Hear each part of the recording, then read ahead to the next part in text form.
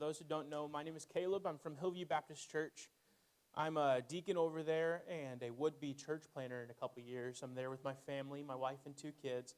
I'll tell you a few more details later in the morning service. But today, we're going to be in Galatians chapter 6. I don't have any songs prepared for the Sunday school hour. I don't know what y'all normally do, but I brought my guitar along for the Sunday morning, so you have a little bit of music. I don't play piano, unfortunately, but I can play guitar. Well, I can do something that sounds sort of like playing on the guitar. But so we'll have a couple songs in the morning service. But today, we'll be in Galatians chapter 6, verses 1 through 10. Now, a couple things about me, good news and bad news.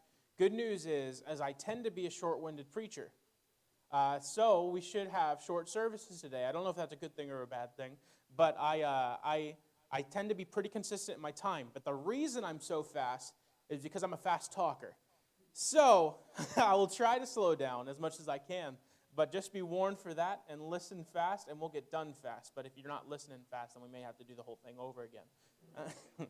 But Galatians chapter 6, verse 1, if you'll read with me, we'll read the first 10 verses, and then we'll pray, and then we'll get started with the lesson. Verse number 1, Brethren, if a man be overtaken in a fault, ye which are spiritual, restore such an one in the spirit of meekness, considering thyself, lest thou also be tempted. Bear ye one another's burdens, and so fulfill the law of Christ. For if a man think himself to be something, when he is nothing, he deceiveth himself. But let every man prove his own work, and then shall he have rejoicing in himself alone, and not in another. For every man shall bear his own burden. And if you all notice there, in one verse he was saying, bear ye one another's burden, and then here he's saying, bear your own burden alone. So which one is it? Well, yes, it's both, and we'll look at that here in a second. Verse 6, let him that is taught in the word communicate unto him that teacheth in all good things. Be not deceived. God is not mocked. For whatsoever a man soweth, that shall he also reap. For he that soweth to his flesh shall of the flesh reap corruption, but he that soweth to the Spirit shall of the Spirit reap life everlasting. And let us not be weary in well-doing, for in due season we shall reap if we faint not. As we have therefore opportunity, let us do good unto all men, especially unto them who are of the household of faith. Now, if you please pray with me, and we'll get started with the service. Dear Heavenly Father, I thank you for today. I thank you for these people that you've brought here for the Sunday school. I pray that you'd be with us, be with me as I speak. Give me clarity, give me direction, give me the right words as I seek to communicate this passage. And be with the people here that you've brought. Let them understand what this passage is saying and let it be applicable to their life. And I pray that you'd be with the rest of the services today as well. In Jesus' name, amen. And before I get any farther into the sermon, I just wanted to say also, well, one good thing about doing this and about coming here to a church that's not my own is I have no idea what the problems are. Now, the bad thing is I also have no idea what the problems are. So if I touch a subject, my bad. I have no idea, I promise. But today we're going to look at Galatians chapter 6. But before I do that, I want to tell you a couple stories about a couple people. First of all, we have my grandfather that I call him Papa. And he is a great handyman. He lives over in Kentucky, in Bowling Green, Kentucky. He recently retired about a year ago, and he was a maintenance man for the post office. And I used to be his gopher for his projects. And his knowledge and adaptability, they're something. I admire this about him, and I'm kind of envious because as I'm growing and as I have a house, I don't own a house, but as I'm in my house, there's things I wish I could do, but I don't know how to do, and I immediately know my papa would off the top of his head, and I'm envious of him because he knows how to lay a foundation, he knows a bit of carpentry, he knows how to install a heating cooling unit, he knows how to fix plumbing, he knows just about everything you would need to know to build a house. Given enough time, I am confident that he could build his own house if he wanted to. But it would take him a long time. Because another thing about my papa is he is slow. And if you don't believe me, just ask my grandmother, and she'll tell you how long she's been asking him to clean out the garage. He takes a while to do anything. And while he knows how to do just about any housework project, don't expect a speedy finish. And he could build a house if he really wanted to, but it would take him years. It might even take him decades, to be completely honest. Now, I have another grandpa on my mother's side, and I called him Grampy. He has since passed away, but he was a plumber. He was a good plumber. He was a very good plumber. And when it came to plumbing, he could do circles around my papa, who could do a bit of everything. But my Grampy could not build a house on his own. But one time, he helped out for this little charity project. Some of you might have heard of it before, called Extreme Makeover Home Edition. Does anybody not know what that is? Okay, everybody knows what that is. So he was a plumber for building a house, and they destroyed a house and built it in 1 week. They completely removed an entire house that was there and built an entire house in 1 week. Now, my papa knows how to build a house by himself, but my Grampy, with the help of all the people around him, was able to build an entire house in 1 week. Christians are supposed to be more like my Grampy, building a house in a week together, than like my papa. Church and Christianity is a team effort, not a solo act. And we are supposed to be involved in edifying each other. That's a word you see throughout Scripture. And the edification, according to the dictionary, is the improvement or building up of another person or thing. That our theme for this year, back at my home church, is others. It takes a church, and it shows a graphic of somebody laying a foundation, and then the words are organized into a building. And the idea is that everybody should be involved in building each other up, because the church is a communal effort. It takes all of us together to see the work of this church go forward. Not me personally, because I'm not part of this church, but in Hillview Baptist Church in Springfield, it takes all of us together to see the work in Springfield. And here, it takes everybody in Bay Area Bible Baptist Church to work together to see the gospel move forward. The pastor's job is to be kind of like a coach. And he directs people, and he helps people, and he edifies them to then edify each other. And so often we think of the work of edifying and shepherding and caring for one another. Sometimes we think, oh, that's pastor's job. But it's not. It's everybody's job. Ephesians 4:11 through 14 says this. He says he gave unto some teachers and some preachers and some apostles. You know that passage. And then he says, then it says why God gave these people. He said, I gave these people for the maturing of the saints. That's why I gave them for the maturing of the saints, so they can edify each other. That's why he gives ministers. That's why he gives preachers, so that preachers can preach and then teach the people how to edify one another. And that's the purpose of church. Church is the place where we come to join in ministry, not just to receive ministry. Paul was teaching that in Ephesians, and he teaches the same thing here in Galatians. Paul wanted to teach the Galatians what it meant to be spiritual in chapter 5, and you get the fruits of the Spirit in chapter 5. But part of being spiritual was helping others to be spiritual too. And if all the Galatians were involved in helping each other, then everyone would be helped in their time of need. Because everybody needs help sometimes. But if everybody's standing around waiting for themselves to be helped, ain't nobody's going to get helped. I'm from Kentucky. I just realized I used the word ain't. That's a very common. I wasn't trying to be cute. That's what we say over there.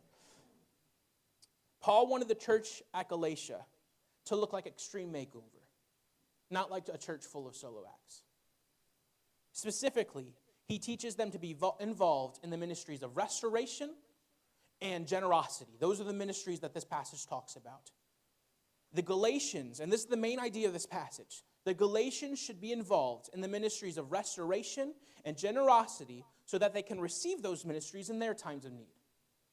The Galatians should be involved in the ministries of restoration and generosity so that when they're needing restoration and generosity, a little bit has gone around and a little bit can come around.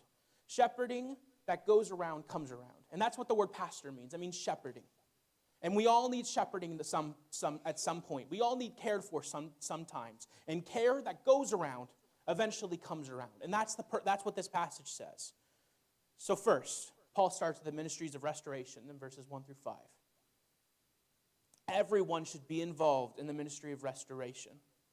Paul says that those that are spiritual ought to help those who have fallen. He says in verse 1 specifically, if a man be overtaken in a fault, ye which are spiritual, restore such a one. Now, times will come when someone will be taken in a fault. And the idea is that someone will be found in sin. That sin will come up and overtake them, is the way the wording is.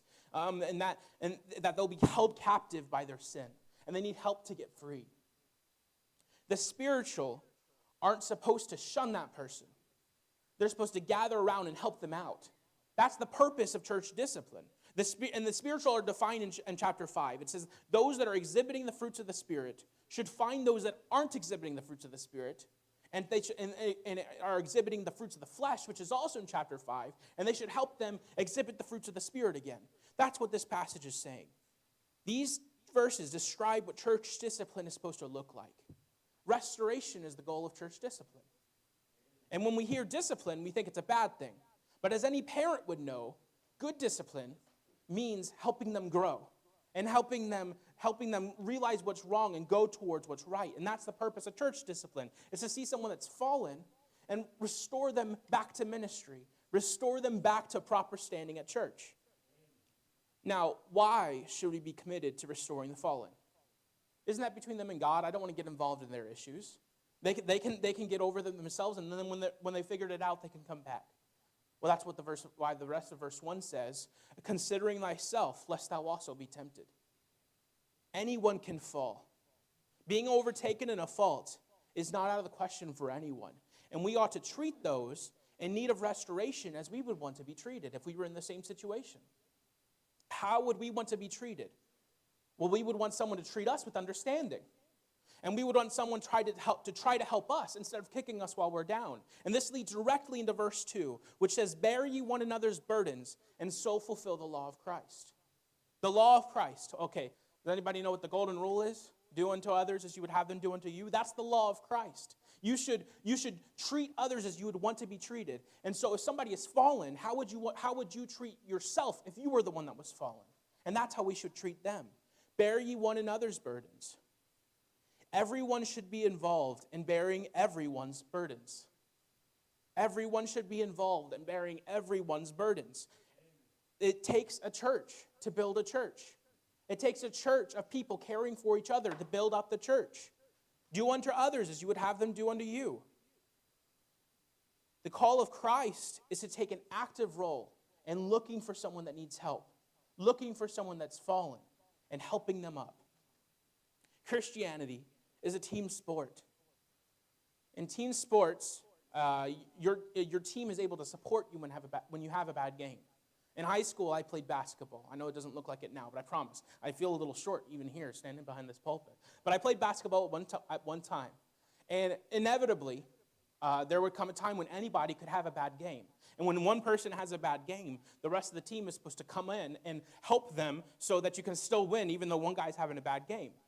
And then at another game, the other guy might be having a bad game, or another person. And the idea is that when one person's having a bad game, everybody comes around and helps that person, because later down the line, you might be the one having the bad game.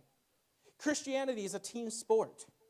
And you support your teammates when they're having a bad game. And so when a church member has fallen, it is everyone's responsibility to do what we can to see them restored, so that they can minister to others when they're fallen. To fail to do so reveals a haughty spirit. And that's what verse 3 says. For if a man think himself to be something, when he is nothing, he deceiveth himself. If a man thinks himself too high to fall, or too high to help the fallen, he is nothing, and he deceiveth himself. He's thinking of himself too highly. To refuse to help others reveals a haughty, proud spirit. But to not believe that you need the help of others also reveals a haughty spirit.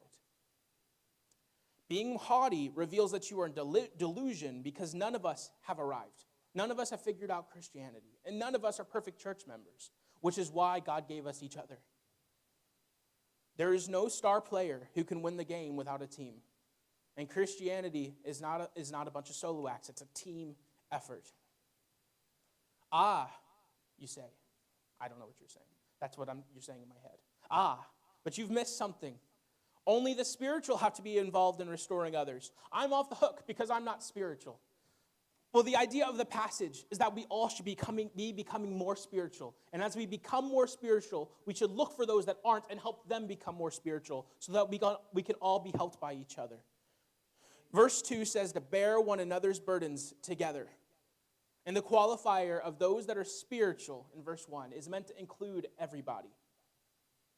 The implication of the previous chapter is that everyone should be growing in the Spirit. And all those who are spiritual should be involved in restoring those that are fallen so that they can be spiritual too, to help those that are fallen, in case it's you. Do it for the purpose of seeing them get to their feet again. Well, maybe I will when people start noticing me. That's where the next two verses come in. Because we all don't want to be the first one. We want to get something and then give back. But this passage says do it first. Verses 4 through 5 says, be critical of yourself, not others. Because if we are keeping our eyes open for those taken in a fault, there are two mistakes we might be in danger of. Seeing faults everywhere we look. Or believing you're the only one trying to help, and you're the only one that's looking. Instead of being a help to others, for the sake of others, we end up doing it in order to compare ourselves to others, or to be noticed. And that's not the purpose of being a help to people. It's not to get noticed. It's not to be seen. It's to be a help. Instead of being a help to others, for the sake of others, we are doing it in order to get noticed. I hope everyone notices how I'm investing in others right now. That's why I'm doing this. I definitely invest in others way more than that guy does. I definitely have way less problems than that guy. He definitely needs my help. How come no one is helping me out? Don't they notice that I need some help too? Why are they so busy helping other people but not me? These are not the things you should be thinking about. The idea of this passage is that you take an active role in helping those that are fallen and trust that the rest of the church will come in when it's necessary. You're not worried about yourself. You're worried about others. And if everybody's worried about others, everyone will be taken care of. And if this is what our ministry or shepherding turns into, where we're all just worried about how everybody else isn't doing what this passage says, then we're missing the point. Paul says to put your own work to the test instead of others. Worry about yourself, in other words. That's why verse 4 begins with, but let every man prove his own work. Prove means to test or examine. Examine your own work, not the work of others. So you bear one another's burdens. You bear those that have fallen. You bear the burdens of those that are fallen. But you test and you examine and you nitpick only your own work. You don't nitpick the work of others. You help them up and you bear their burdens, but you don't nitpick them. Bear one another's burdens while understanding that you will answer for your burden alone. It is not your job to make sure everyone else is doing this passage justice. I don't know about you, but I'm guilty of that. Pastor's preaching a message, my pastor in Springfield, and he's preaching it away, and I'm like, oh man, Joe over there definitely needs to listen to that. This is right up his alley. I hope he's listening. That's not what we're supposed to do. We're supposed to prove our own work, bear our own work, because we're only going to answer for ourselves. For every man shall bear his own burdens. Bear one another's burdens, while understanding that you will answer for your own alone. Don't get distracted while being a help to others by senseless comparison. Bear one another's burdens, but don't be critical of the burdens of others. That's verses 1 through 5. Then Paul changes gears a little bit and begins talking about the ministry of generosity. So we just talked about the ministry of restoration, and now we look at the ministry of generosity. Generosity is a constant theme of Scripture. Christ calls for us to be quick to give. And generosity is not limited to finances, although that definitely fits. And you can definitely be generous with finances, and you should, and the Bible says to. But generosity is more than just finances. It can be generous with your time. Be generous with your attention and your concern for others. Be free to give it out. Be generous with your homes. Be hospitable. You can be generous with any resource you have. You ought to be generous with it. And while we are to be generous to everyone, Paul takes a moment and points out to be generous to your ministers. And I'm sorry, but this verse is here, so I got to preach it. When I preached this at my own church one time, I felt a little self-serving, so I blamed it on the other deacon. I said he put me up to it. But this verse 6 says, "Let him that is taught in the word communicate unto him that teacheth in all things.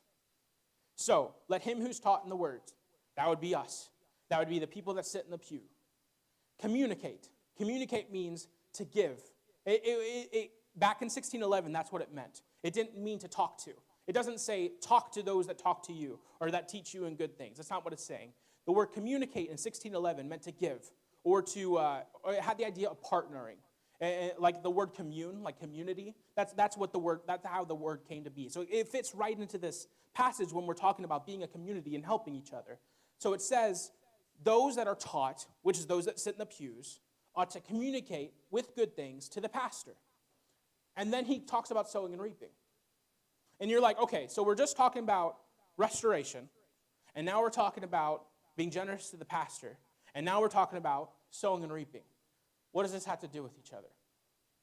Well, the idea is you're to be generous. And when you're generous, you can expect that people will be generous to you. So instead of worrying about people not being generous to you enough, worry about being generous and trust God to take care of the reaping. Because if we're all being honest, who's more generous oftentimes than those that are ministering, those that are the ministers of the church? So the idea of this passage is in verse 6 is, your pastor has been sowing, so let him reap a little, help him in reaping a little. And then he moves on. Be not deceived, God is not mocked. For whatsoever man soweth, that shall he also reap. And that directly follows verse 6. So the implication is, your pastor has been sowing, so you should help him reap. In verse 7, be not deceived, God is not mocked. And then we get to verse 8. So, sowing and reaping, that's 7 through 9. Sowing and reaping are laws of nature. I used to help my grandparents grow corn, and we learned a couple things about sowing and reaping. If you want fruit, you have to sow the fruit seed. You can't plant corn and expect to get sweet potatoes. That's not how it works. Reaping will happen eventually, but you have to wait for it. Reaping, it takes patience. You have to wait around. It's not going to happen automatically. And you can't change the harvest in between sowing and reaping. You can't plant the corn and then realize you made a mistake and then dig up the corn halfway through the season and then put sweet potatoes in and expect everything to work out. That's not how it works. You can't change the harvest halfway through season. So if you want to reap blessings and you want people to be generous to you, be a blessing. That's what this passage says. Sometimes the gap between sowing and reaping feels like it takes too long. And you say, I have been being generous. And I've been generous for so long. It's been years, in fact. And I feel like I'm not getting any reaping. What's the deal? And that's what verse 9 is about. It says, and let us not be weary in well-doing.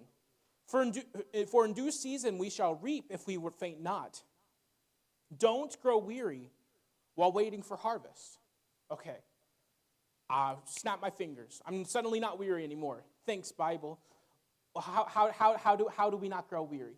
There's something that Paul is getting at here. There's something here that if we're growing weary, there's something that we're missing about the law of sowing and reaping.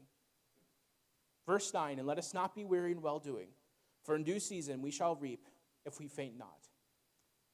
So the idea of how to not grow weary when you're reaping and you're waiting for the sowing, it reminded me, as I was preparing the sermon originally, I was preparing it during Christmas season. And my favorite Christmas movie of all time, one of my favorite movies of all time, is It's a Wonderful Life. And who hasn't seen It's a Wonderful Life? Has anybody not seen It's a Wonderful Life? You need to see It's a Wonderful Life next Christmas. It's a great movie. But the idea of It's a Wonderful Life is, you have George Bailey, and he consistently gives up his dreams to help others. And he does this throughout the entire movie. And he's helping others, and he feels like he's got nothing to show for it. And then he's granted the opportunity to see a life where he never was a blessing to anybody. And he saw all the impact that he did that he didn't see. And he saw all the things that happened that wouldn't have happened if he hadn't been there. And he realized that all the good that he did And then he sees his life, and it comes back to normal. And he sees life back to where it was. And now he says it's a wonderful life before even the rest of the town comes in and helps him out. Even before he gets all the money back when he was in a tough spot. He realizes it's a wonderful life, even though he's going to go to jail. Because he had the opportunity to be a blessing throughout all his life. And he has his family, and that's all that matters. And he has his family, and it's happily ever after. And then he gets money, and he doesn't have to go to jail. That's the end of the movie. Don't take that. If you've never seen It's a Wonderful Life, don't hang your hat on that description of the movie. It's really awesome, I promise. But the idea is that George Bailey was able to find joy even before he reaped the blessings of all the times that he was given, before he was given those blessings, because he found joy in the act of giving. So, if you're growing weary in sowing generosity, and sowing being a blessing, and sowing and sowing and sowing, and not reaping anything, stop waiting for the joy of reaping and start enjoying the sowing. Because there's joy to be found in sowing. Because it is better to give than to receive. It is a blessing to give to one another. And so, if you're not finding joy in the giving, and because you're waiting for the receiving, then stop thinking about the receiving and find joy in the giving and trust God to take care of the reaping.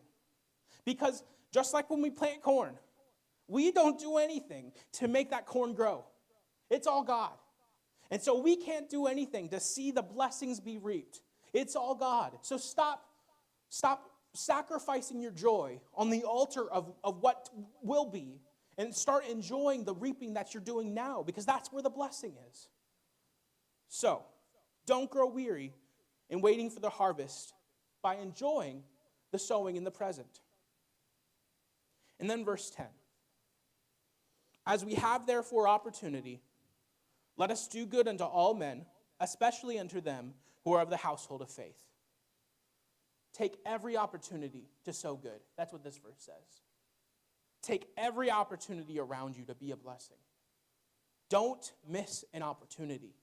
And pay special attention to those opportunities towards your church family, especially to those of the household of faith. That's what it says.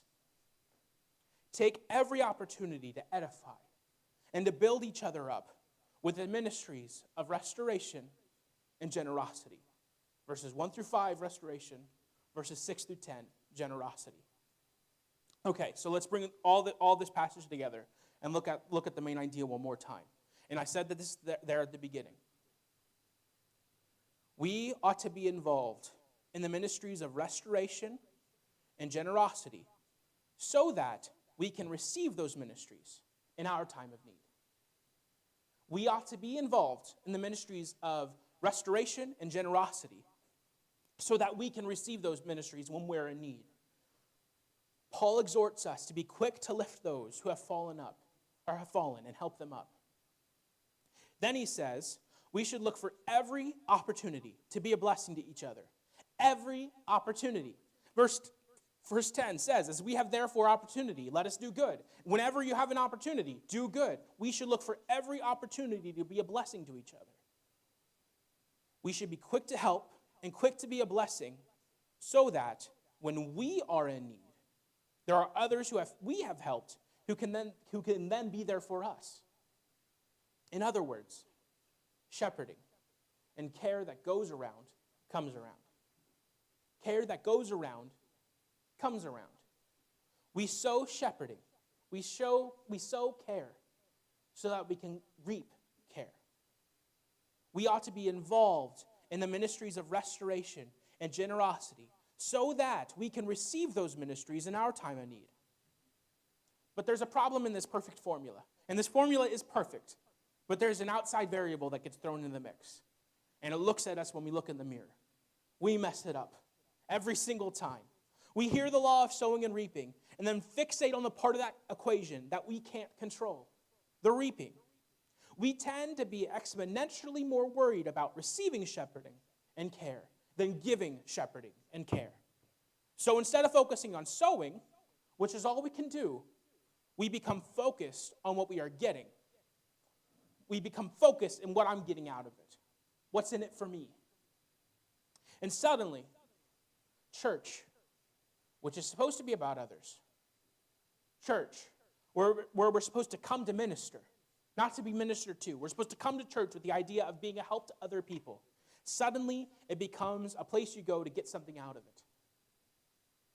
And this mindset causes statements like these. No one has come up and talked to me yet. Well, I have an idea.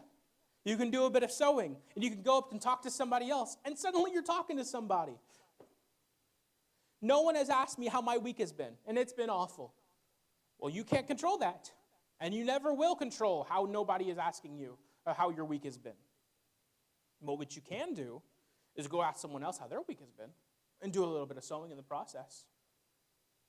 No one has invited me over to their house for lunch in a long time. Well, have you invited other people into your house for lunch? Have you been showing hospitality? And if you have been and you haven't been reaping, find joy there in the sowing of having somebody over. And here's the awesome part. The more selfless you are in investing in other people, the more likely you are to come to mind when those same other people want to be selfless later. If you're being selfless to somebody, later down the line when they are wanting to be selfless, you're going to pop in their head as someone to be selfless towards because you were selfless to them. Sow and wait for God to take care of the reaping. The message of this passage is to look outward, knowing that the reaping will take care of itself. Look outward. Look at others and trust God to take care of the reaping himself. And if everyone is looking outward, if everyone is focused on others, and if everyone is looking for those that are fallen, and if everyone is looking for those that are in need of generosity, then everyone's going to be taken care of. Shepherding that goes around comes around. Care that goes around comes around. You can't control when you will get cared for, but you can control when other people are cared for. So do what you can control and trust God to take care of the reaping. This passage is an all-out assault on the mindset of solo Christianity. Those that think they can build a house on their own like my papa. You could do Christianity on your own, but you're not going to get a lot done. I don't know about you, but I can't be here in Oregon and also be in Florida and also be in California and also be in Botswana and also be in China and also be in Mongolia and also be in Sri Lanka. I can't do it all. Christianity is a team effort. And I can't, on my own, minister to everybody that's in my church. I can't. And so I can't expect to everybody be ministering to me because not everybody can minister to each other. Not every individual can minister to everybody. But if the whole church is involved in ministering who they notice and who they can, then everybody will be cared for. This passage is another attack on solo Christianity. Everyone needs help sometimes. I know I do. And if everyone is worried about the help that they are getting, if everyone's worried about the last time they got help, and that's all they're focused on, then nobody's going to get help at all. Choose extreme makeover Christianity, the build a house in a week Christianity, where everybody pitches in.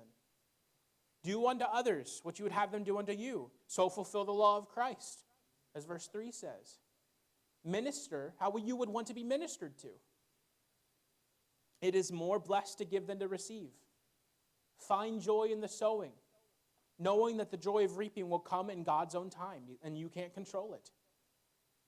And one more time, we ought to be involved in the ministries of restoration and generosity so that we can receive those ministries in our time of need.